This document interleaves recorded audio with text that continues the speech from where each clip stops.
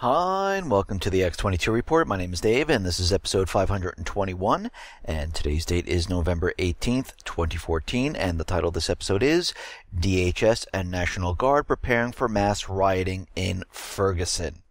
Now, in Ferguson, we understand what's going on here. We realize that the powers that be, the central bankers, the Obama administration, they would love to declare martial law and pretty much suspend the Constitution and take control of the United States. And it looks like this is what they're going to try with this Ferguson situation. Now, we understand the governor already declared a state of emergency. He's bringing in the National Guard, other law enforcement. We also have to realize that these police have been militarized. They've been trained by DHS. They've been given a lot of fatigues, machine guns, ammunition, tanks, surveillance equipment, night vision goggles, and a lot of other things.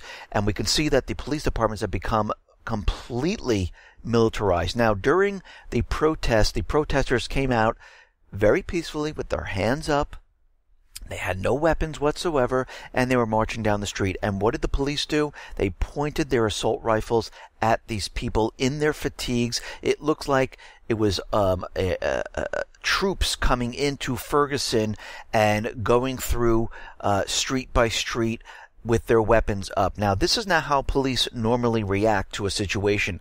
They stand there, they watch the situation, they see it's peacefully, they don't do anything, they don't draw their weapons, but we saw the opposite actually happen. Now, of course, they're pretty much training and getting prepared for what is coming. Now, we're looking at the situation, and we have to understand that they're going to try to push this and push it really hard. They're going to bring in agent provocateurs. They're going to try to gin the situation up where people will join in and do things they normally wouldn't do. And we're going to have to watch this very carefully, because as time goes on and things get worse in Ferguson, if things really start to get worse, we have to watch the situation across the country, because if it starts happening in different areas and we see people running in, doing something, then disappearing, and things start to really move in other areas, we realize, yes, this is exactly what they wanted. They wanted to declare martial law. They want everyone rioting. They want to bring in the troops. They want to show everyone that they can control the situation and lock down the people. Now, we're going to talk about this a little bit later in the report, but let's get into the economic collapse news. Now, we understand Europe is still falling apart. Things are getting worse. Greece wants to exit the bailout plan. They want to exit this a lot earlier, but it looks like the IMF is saying, no, let's take a look at what's going on with your books. Let's see what's going on. And of course, Greece is saying, listen, we're making deals with China over here. We're trying to stimulate our economy. You just want to give us more debt. You want us to impose more austerity on the people. And you know something, at this point in time, we don't want to go down that path anymore. But of course, this is not how the central bankers work. What they like to do is put these countries into more and more debt. And of course, this puts the countries in a very troubling situation, because they have to impose austerity on the people. And what happens, as we know, as you impose austerity, cut programs, people lose their jobs. As people lose their jobs, less revenue comes into the government. Less revenue comes into the government. They have to pretty much cut more programs, more people lose jobs, and they have to take on more and more debt to make up for the revenue that they're losing, and then the country starts to fall apart. And this is what we're seeing in Europe right now. And again, what we're seeing is the central bankers are recognizing this. They realize that this is a major, major problem, and they're saying this is really might not get any better at this point, and it's going to get worse as time goes on. And this is why they are trying to provoke any country or group they possibly can to start some type of war. We see what's going on with the Islamic State and Syria and Iran and Lebanon and Yemen and Libya.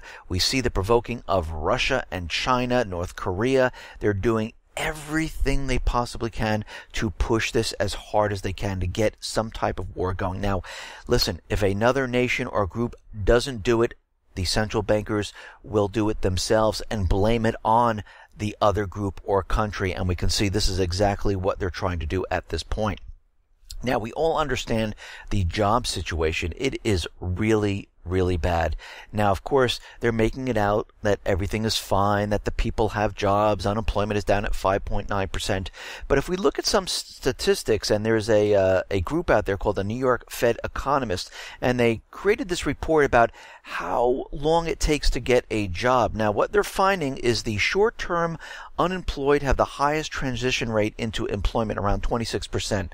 Of short-term unemployed workers in August of 2014 report finding a job in September 2014. The long-term unemployed have lower job finding rates, with only 12% finding a job from August 2014 to September 2014.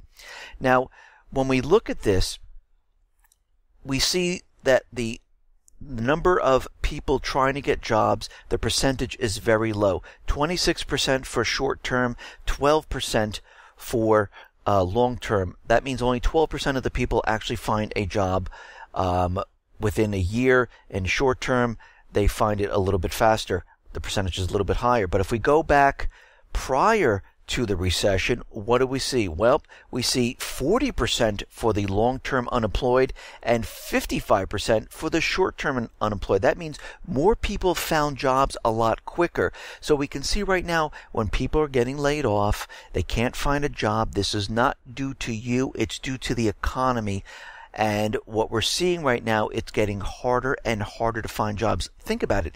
12% can find a job. The long-term unemployed, only 12%, 26% for the short term. This is unacceptable. This is because of the economy. It is not because of you. If you cannot find a job, it's because of what's going on out in the industry.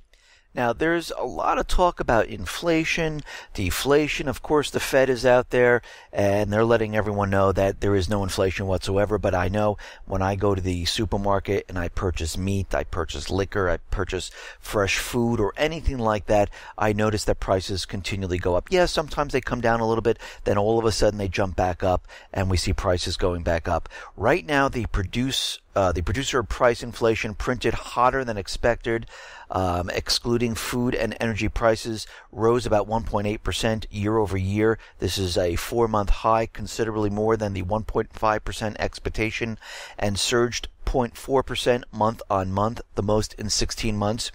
The PPI final demand rose about 1.5%, and we can see right now the rise in the PPI appears driven by food prices, which are up by 1.0%, and car prices are up by 1.0%. But if we take a closer look and we see what has been going on here, we see pork prices surged yet again, rising to about 6.8% on the month and up to 24% from a year ago, while beef and veal costs rose about 2.1% on the month to a record indexed 251.8%. That is a huge, huge increase.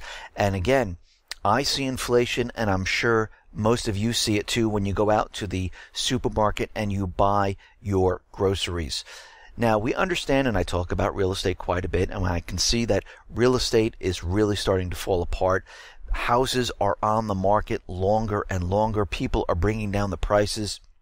And right now, of course, the National Association of Home Builders, they're out there, and their sentiment rose to 58 in November from 54 in October. And what they're saying is that, hey, we feel good. We feel like things are back on track. We're hoping and we're praying that the housing market bounces back. And of course, in January, the government is putting out that new program where people only need about 3% down. If you have a heartbeat, you will get a mortgage. And again, this is just going to cause a lot more problems than it's really going to solve. What's going to happen, you're going to bring in a lot of subprime people who really can't make the payments on the mortgages, just like they have in the automobile industry. Anyone that has a heartbeat that can get a car, but we're seeing those delinquencies rise. We're going to see the same thing happen. Now, of course, the National Association of Home Builders are out there, and they're saying the sentiment's very high. But when we look at certain things in the industry, we see that, mortgage applications are declining once again. Home sales right now are declining once again, but they are very hopeful that things are going to improve, and this is why we see this happening at this point. Now, the French government will not support the transatlantic trade and investment partnership between the EU and US as long as a controversial stipulation is included.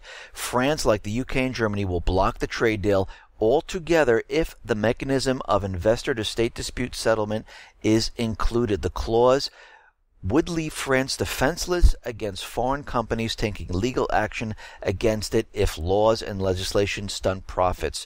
We have to preserve the right of the state to set and apply its own standards, to maintain the impartiality of the justice system, and to allow the people of France and the world to assert their values. Opponents of the TTIP warn that these figures are not realistic, and the cheaper goods and services would hurt the EU and help the US/central bankers. And we know this is exactly why they're pushing this forward. And we have to remember that China and the Eurasian countries, they're creating their own and pretty much countering the United States, and they have more member states signed up and ready to go with theirs, and I think it's about 21 countries compared to the United States, which is 12 countries. And right now we see France, Germany, UK all having a problem with this.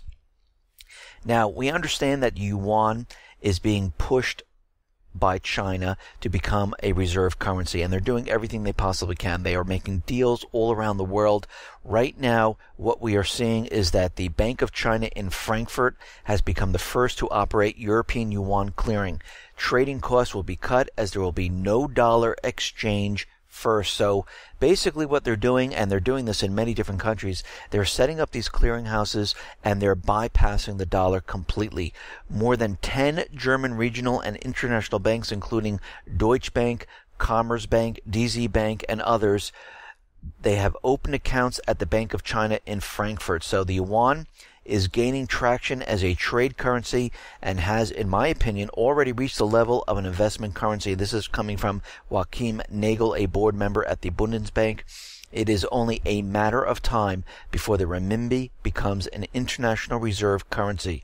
Establishing a yuan clearing service in Europe is an essential part to create a new reserve currency for the world. And we can see right now they are doing everything they possibly can to push their agenda forward, and they're not going to stop. They're going to keep this going, and they're going to continually make deals all around the world, while in the meantime the United States government central bankers, they are making war everywhere, and we can see this is exactly what they're doing. Now, here in the United States, we understand the Second Amendment pretty much protects the people to own and bear arms. Now, in England, it's a little different, and it seems like a lot of their weapons were removed from the people, and now it seems like they have a new program, and this is a new program called Save a Life, Surrender Your Knife. Now, they took away their guns, now they want to take away their knives. The program is in full swing, and police are telling us that they have joined forces with an already growing trend in the United Kingdom to ban pointy knives.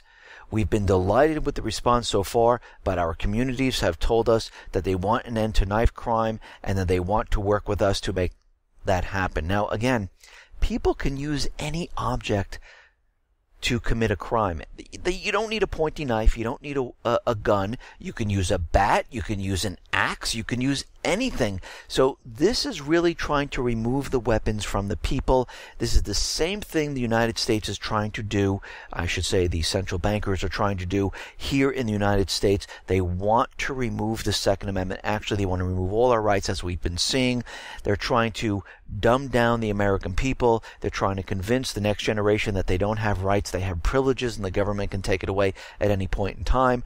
They're setting up these free speech zones where you only can speak freely in these areas. We also understand that you only can talk freely or protest against a politician as long as you're a certain number of feet away from them. So they're enacting many laws, and they're trying to convince the American people that they don't have these rights to do this. And we see this is happening in many countries where they're just removing their weapons, getting ready for riots. They want to make sure that they're going to be coming out on the winning side, and they want to make sure they're able to control the people. And this is why they're getting rid of all the weapons. Listen, here in the United States, what we're seeing is a push to get rid of weapons from the people, and they're doing everything they possibly can. And we see this Ferguson situation coming up, and they're going to make a huge push to try to do this. Now, we understand Obama administration, the central bankers, corporations, they all have this agenda to bring the illegals over into the United States. And of course, they're giving them work permits. They're putting them on Obamacare. And basically, the American people are not for this. The majority of American voters say they oppose any plan by President Barack Obama to take executive action on immigration, which could grant amnesty to millions of illegal immigrants and extend them the possibility of getting work permits. This is coming from a new poll that was done by the Rasmussen Reports survey. It was conducted November 16th and the 17th, and 53% say they oppose the president taking unilateral action. The poll also found that a majority of people believe the Obama administration isn't doing enough to deport illegal immigrants. The findings are consistent with a poll released Monday that showed that most people oppose executive action on immigration. And this is why he waited until after the elections, because he knew if he put this forth, it would hurt the Democrats, but it hurt them anyway. But we can see right now he is pushing his executive action, and this is not for the people. The people don't want this, but again, the government at this point, they're not working for the people. They're working for themselves. They're working for the central bankers. They're working for corporations. And we can see right now who wants this? Corporations. They want the cheap labor. They want these people coming in. Obama wants to put them on Obamacare. He wants to subsidize them to push the numbers up to keep Obamacare. We understand they need to continually inflate the student loan bubble. So that's why they made preparations to put these people on student loans if they want. They can be drafted into the armed forces if needed. And you can see this is all part of the agenda. Now, there are other surveys that are out floating around, and there's a new study from the Legaltum, hopefully I'm pronouncing that right, Legaltum Institute in London, and the United States now ranks below 20 other countries on this measure. And this measure is, how do Americans feel about their personal freedom? And what we're seeing is that Americans do not feel that they're free. According to the study, United States now ranks 21. The number one country for personal freedom is New Zealand. Norway is next, then Australia, Iceland, Canada, Sweden, United Kingdom. We skip down to number 15, Costa Rica, number 19, Malta, 20, Portugal, 21, United States. So we can see right now the people here in the United States, they do not feel they have the personal freedom. The freedom scores are based on polling data from 2013 indicating citizens' satisfaction with their nation's handling of civil liberties, freedom of choice, tolerance of ethnic minorities, and tolerance of immigrants. Polling data were provided by Gallup World Poll Services. The index is notable for the way it measures how free people feel, unlike other freedom indices that measure freedom by comparing government policies. So we can see right now our freedoms are being eroded here in the United States, and people are starting to really notice this.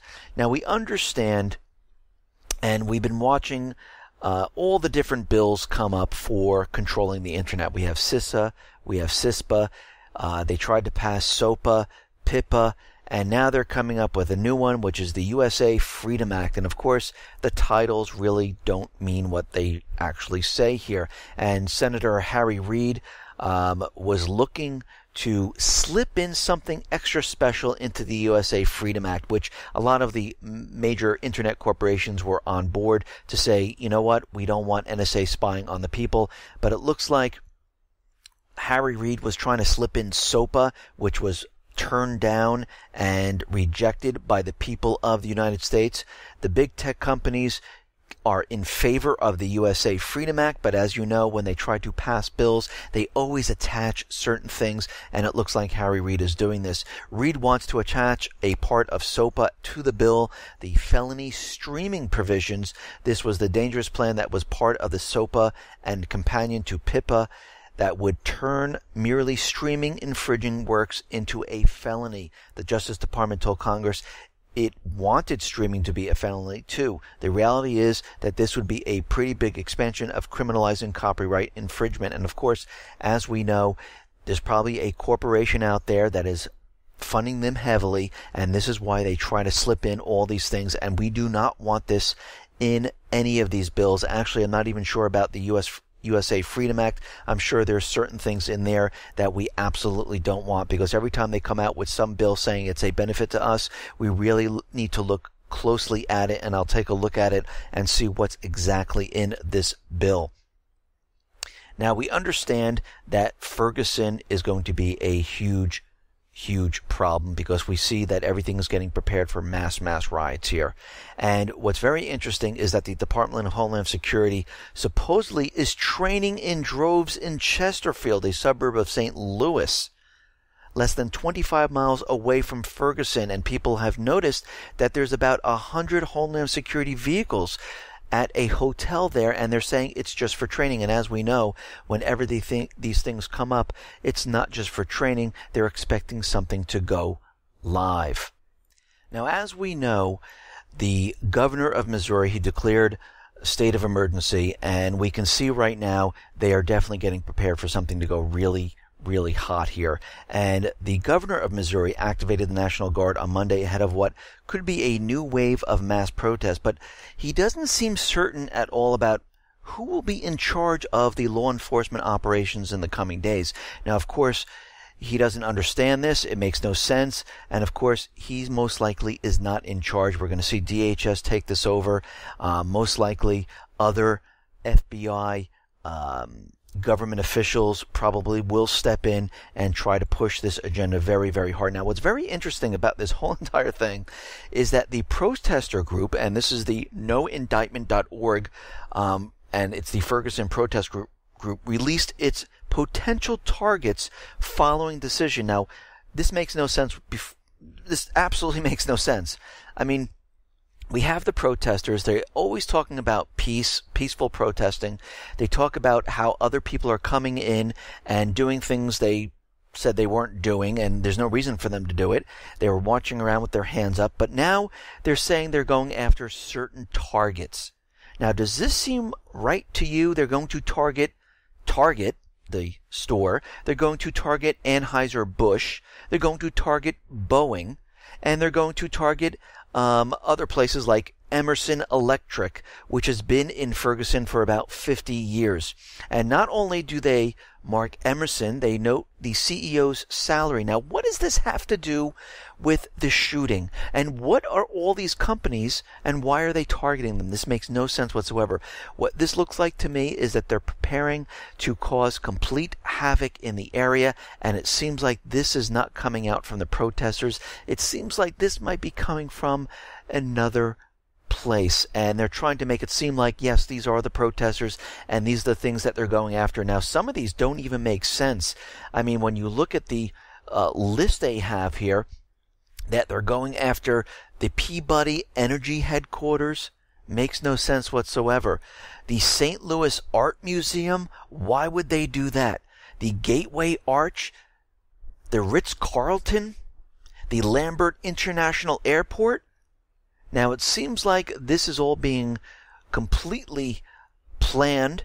It's getting ready to go live. And as soon as the ruling does come down, we're going to see things really get out of whack. Now, the FBI is out there, and the law enforcement agency said in an intelligence bulletin issued in recent days that the jury's verdict about a Missouri police officer involved in the killing is likely to be exploited by some individuals. The Bureau also warned that hacktivists belonging to an anonymous group could use the opportunity to launch cyber attacks against authorities and institutions. In another new intelligence bulletin, the FBI has said the extremist protests could occur both in Ferguson and it could go nationwide. And like I said before, they are definitely planning for this thing to go hot all across the country. This is their hope and dreams, so they can bring down the full force of the United States government on the people and take control of the situation and say, listen, things got out of whack. Now we are declaring martial law. And you can see they're definitely pushing for this, and we're going to have to watch this very carefully, and we're going to have to call them out on this and try to stop this any way we possibly can. And again, we need to watch what is going on in each city. Now, out in Ukraine, we understand that the situation is really getting worse. And basically, Russia is ready to take part in all talks. They're saying that we are ready to talk to Kiev. We're ready to talk with the southeastern people with Kiev. And they said the Kiev authorities demonstrate an irresponsible approach to all issues and agreements discussed earlier. And this is coming from Russia. Russia is ready to take part in all talks, but with the participation of Ukraine's southeast people. Normally what happens is Kiev doesn't include them in the talks, and Russia is saying you have to include them in the talks. Any talks about peace or anything needs to include those people that you're fighting. Now, the Kiev authorities called Moscow for talks on Donbass, which is the Donetsk and Lugansk areas, on a neutral territory brokered by the European Union and the United States, and this is coming from Yatsenyuk. And of course, most likely this will turn out to be absolutely nothing, and we will most likely see that there is no peace in this situation, because as we know, the United States government, central bankers, they are pushing war as hard as they can. They're pushing Poroshenko. Yatsenyuk is pushing the situation, and they're not going to stop until they get what they paid for, and that is the southeastern section and Crimea. Now, the Ukrainian opposition bloc party demands from President Poroshenko to revoke his decree scrapping welfare benefits for the country's embattled Donetsk and Lugansk area. You have to remember, he removed all services, funding to that area. Decisions made by the president and government of Ukraine to stop payments of welfare benefits come in rude violation of Article 52 of the Ukrainian Constitution that binds the state to finance the upkeep of orphans and children without parental care. Right now they're saying there's about 7,000 orphans in the zone of hostilities, and these need to be revoked, and we'll have to see what Poroshenko does. Now, we have to remember when the whole coup d'etat was taking place in Ukraine, of course, what happened was the EU, United States central bankers came in, threw out the elected leader, already had their ruling party in place. There were no elections whatsoever. And of course, Yatsenyuk is a central banker. And what happened around 2 a.m. during this whole thing, an unregistered transport plane took off and from Borispil Airport. According to Borispil staff, prior to the plane's appearance, 4 trucks and 2 cargo minibuses arrived at the airport, all with their license plates missing. 15 people in black uniforms, masks, and body armor stepped out, some armed with machine guns. These people loaded the plane with more than 40 heavy boxes. Now, of course, back then we said it was the gold of Ukraine, and everyone said, no, that can't be. Why would they do that? Of course, they went there to confiscate the gold.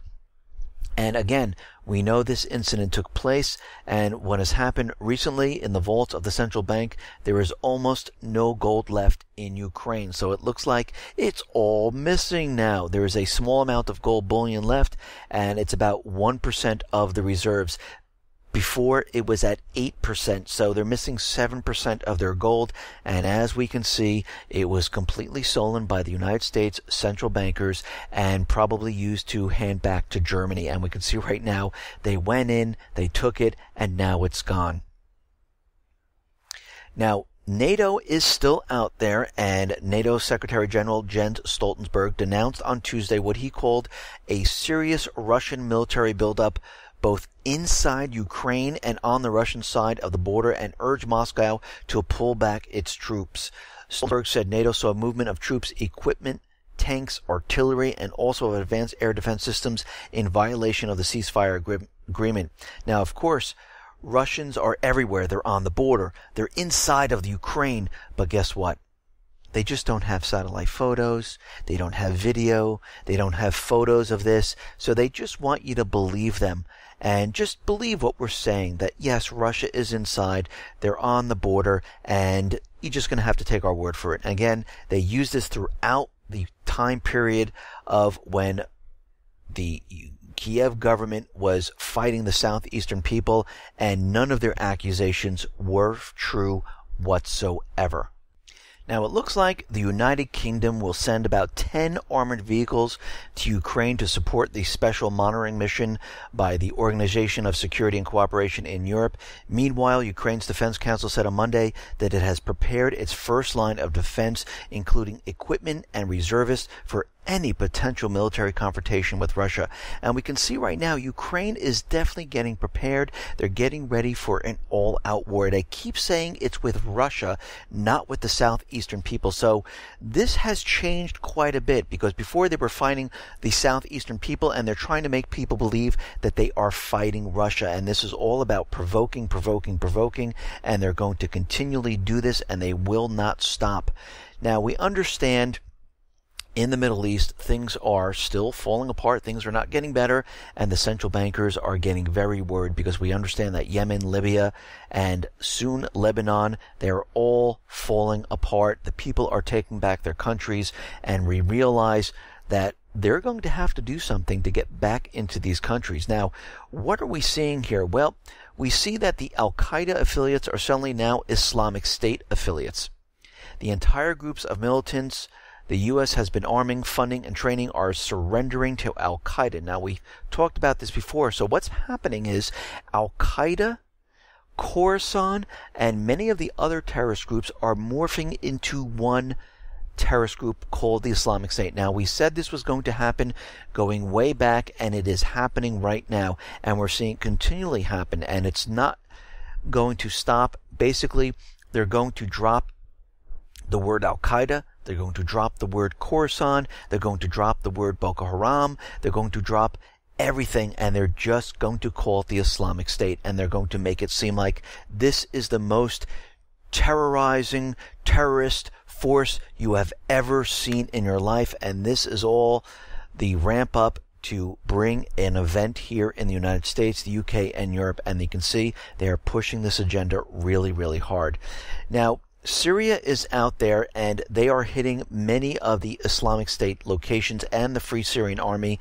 The armed terrorist groups' dens and gatherings have been pounded by the Syrian Army's intensive operations.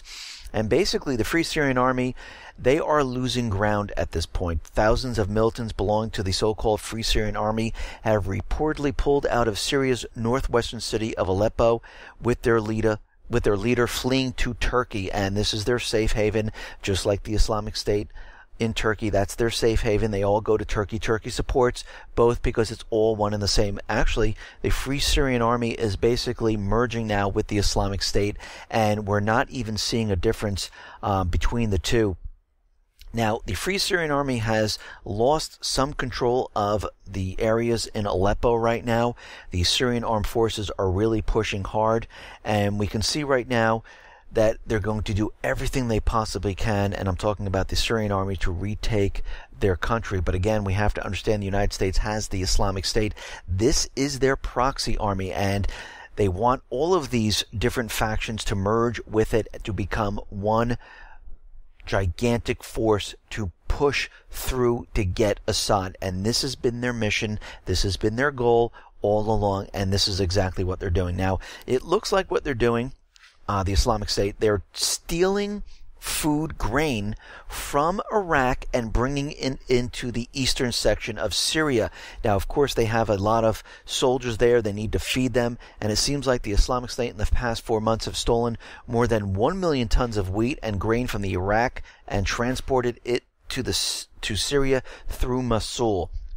Iraqi officials say the militants consider eastern Syria to be the safe haven for the Islamic State. Now, of course it is, because what's been happening is all along the eastern side of Syria, the United States and the coalition have been bombing this area, making it safe for the Islamic State. And of course, they've been bombing all across the north so they can bring down and head into Damascus from the north.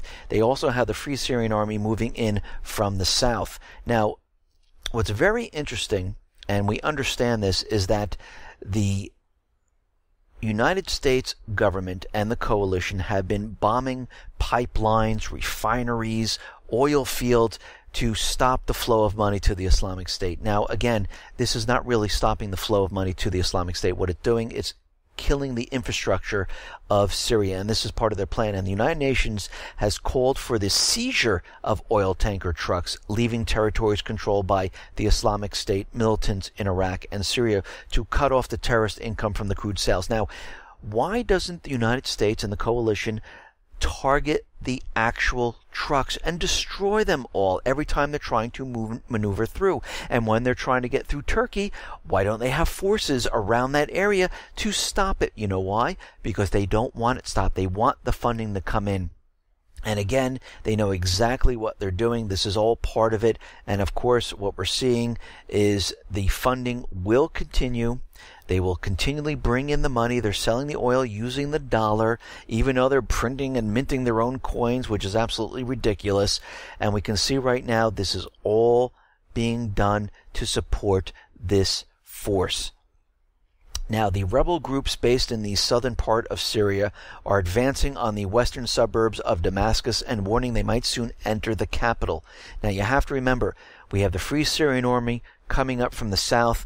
The United States and the coalition freed up the east and the northern sections of Syria where the Islamic State can come in from the northern part of it. And we can see they're trying to squeeze now Assad. And basically what's going to happen, this is going to really push hard on Russia and what they're going to do, because as soon as they enter the capital and we see more and more troops being piled in there by the United States, by the coalition, by the Islamic State, Russia will need to react in some way, and we're going to have to see how this goes. Then we have to remember the Russians and the Egyptians are trying to work with the Free Syrian Army, the opposition and Assad to form some type of peace agreement, and we're going to have to see how that goes. I mentioned that in the last report, and again, I don't think it's going to work right now because they're under the control of the United States government, central bankers, and their whole agenda is to push in and remove Assad. This has been their entire mission the entire time, because we have to go back and realize back in 2007 when they said, listen, we're going to be going into all these different countries, Lebanon, Yemen, Egypt, Syria, Iran, and any other place that they need to go, Sudan, Somalia.